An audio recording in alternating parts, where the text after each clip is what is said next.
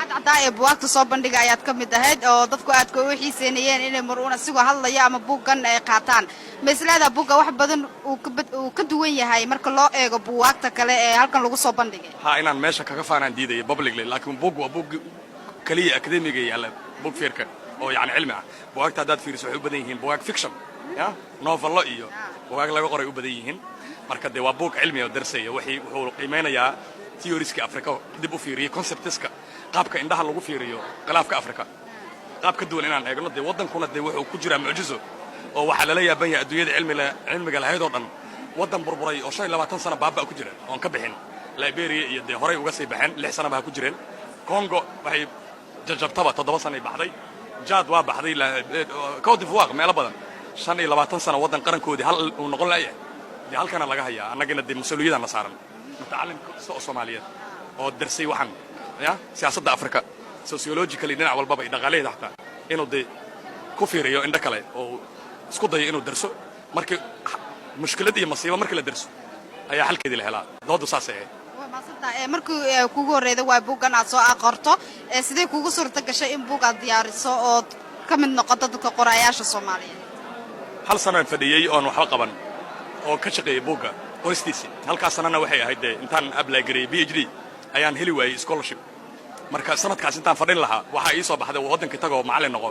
laba master baan haystay marka ama buug qor marka wadankina maadaama uu wali xaalad adag ku jiray waxay ahayd 2013 dhamaadkeedii ilaa 14 waxaan isri bal qol isku soo xiro wax qor marka hatta weekendiga iyo marka dadku aado fasaxyo sabtiga axad iyo ma aadi jirnaan bishii axad inaan baxaa laga yaabi jiray haddaan library tagay ama ururnay marka halkaas sanaan ku qoray buuga marka dhibaatooyinkii aad kala kulanto buuga qoristiisa iyo waxyaabihii aad ka barato isdhigi kartaa hadda buug kale waad ku dhiiran kartaa inoo sheeg dhibaatooyinka waxaa ugu waaweyn daal tabardaro waxaa ugu weyn dee faqri oo dhaqaale ma jiro qofka markuu wax qorayo wuxuu u baahan yahay grants dee Soomaaliya daraasadeedana lacag la iskuma siiyo dhibka weyn oo naga haystaba waa taas haddii maanta aan darsi lahaa Senegal oo Tanzania oo Rwanda oo yidhaaheen daris lacagan heli lahaa mugtahay waxaa lagu siin lahaa maanta inaan dadku u sheego waa fiicnay dhaqaale la siin lahaa aan ku darso laakiin Soomaaliya dee wadan lagu gaaladina ay ku daashay qaramada midoobay wixii darsi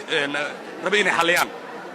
Africa Union dib ka haysto ayay noqotay marka gaaladu kuma dhiibayaan lacag iyo grants cilbaaristeeda oo waxay leeyihiin de wadankan wadan xaaladiisa complex ay u arkaan oo xaalad madax laga jaray oo si loo fahmi jirin annagana nooma arkaan inaan xataa fahamsiin karno marka dhibka ugu weyn oo qabsaday waxay inaan aniga istabaray maqaal ahaan oo jeebkaygi wixii aan heli karday iyo waalidkay wixii caawin karday walaaladay iyo inay idabareen oo aan dhaqaale u helin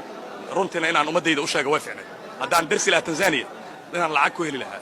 laakiin maxaan u faa'iideeyay umadii haddaan noqdo scholar ku takhasusay Congo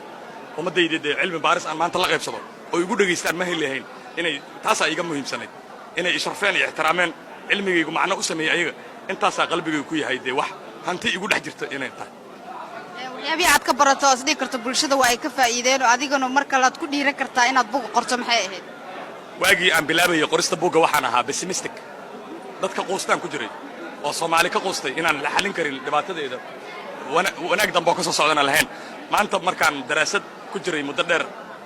waxa ii soo baxday inaan ahay optimistic rajo inaan ka leeyahay haddii Soomaaliya la helo hoggaan wanaagsan haddii la helo hoggaankana la sad gareeyo oo uu noqdo hoggaan lagu soo xulay karti hufnaan aqoon tacliin cilmi vision oo noqon hoggaan laaluush ku iibsada xukunka wadanka 4 sano dad cusub inay la doorto meel loo dhaqaajinayo ma jiro waxaan ku jiraynaa Soomaali waxay ku maamahdaa jugjug meeshaada joog